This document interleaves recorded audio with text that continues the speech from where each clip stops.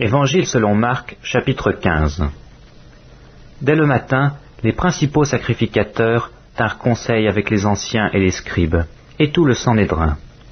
Après avoir lié Jésus, ils l'emmenèrent et le livrèrent à Pilate. Pilate l'interrogea. « Es-tu le roi des Juifs ?» Jésus lui répondit, « Tu le dis. » Les principaux sacrificateurs portaient contre lui plusieurs accusations. Pilate l'interrogea de nouveau. « Ne réponds-tu rien ? Vois de combien de choses il t'accuse. » Et Jésus ne fit plus aucune réponse, ce qui étonna Pilate. À chaque fête, il relâchait un prisonnier, celui que demandait la foule. Il y avait en prison un nommé Barabbas, avec ses complices, pour un meurtre qu'il avait commis dans une sédition. La foule étant montée, se mit à demander ce qu'il avait coutume de leur accorder. Pilate leur répondit, « Voulez-vous que je relâche le roi des Juifs ?» Car il savait que c'était par envie que les principaux sacrificateurs l'avaient livré. Mais les chefs des sacrificateurs excitèrent la foule, afin que Pilate leur relâchât plutôt Barabbas. Pilate, reprenant la parole, leur dit, « Que voulez-vous donc que je fasse de celui que vous appelez le roi des Juifs ?» Ils crièrent de nouveau, « Crucifie-le !» Pilate leur dit, « Quel mal a-t-il fait ?» Et ils crièrent encore plus fort, « Crucifie-le !»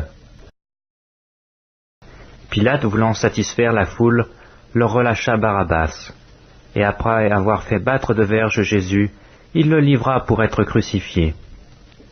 Les soldats conduisirent Jésus dans l'intérieur de la cour, c'est-à-dire dans le prétoire, où ils s'assemblèrent toute la cohorte. Ils le revêtirent de pourpre, et posèrent sur sa tête une couronne d'épines qu'ils avaient tressée. Puis ils se mirent à le saluer. « Salut, roi des Juifs !» Et ils lui frappaient la tête avec un roseau, crachaient sur lui, et fléchissant les genoux, ils se prosternaient devant lui. Après s'être ainsi moqués de lui, ils lui ôtèrent la pourpre, lui remirent ses vêtements, et l'emmenèrent pour le crucifier. Ils forcèrent à porter la croix de Jésus un passant qui revenait des champs, Simon de Cyrène, père d'Alexandre et de Rufus. Et ils conduisirent Jésus au lieu nommé Golgotha, ce qui signifie « lieu du crâne ». Ils lui donnèrent à boire du vin mêlé de myrrhe, mais il ne le prit pas. Ils le crucifièrent et se partagèrent ses vêtements en tirant au sort pour savoir ce que chacun aurait. C'était la 3e heure quand ils le crucifièrent. L'inscription indiquant le sujet de sa condamnation portait ces mots, « Le roi des Juifs ».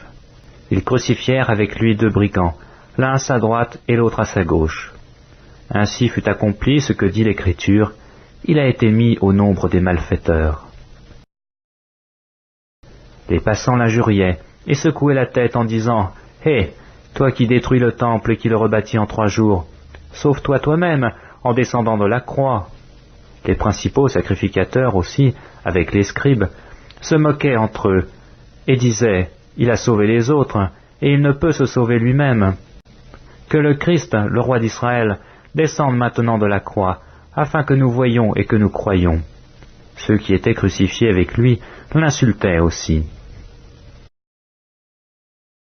La 6e heure étant venue, il y eut des ténèbres sur toute la terre jusqu'à la 9e heure.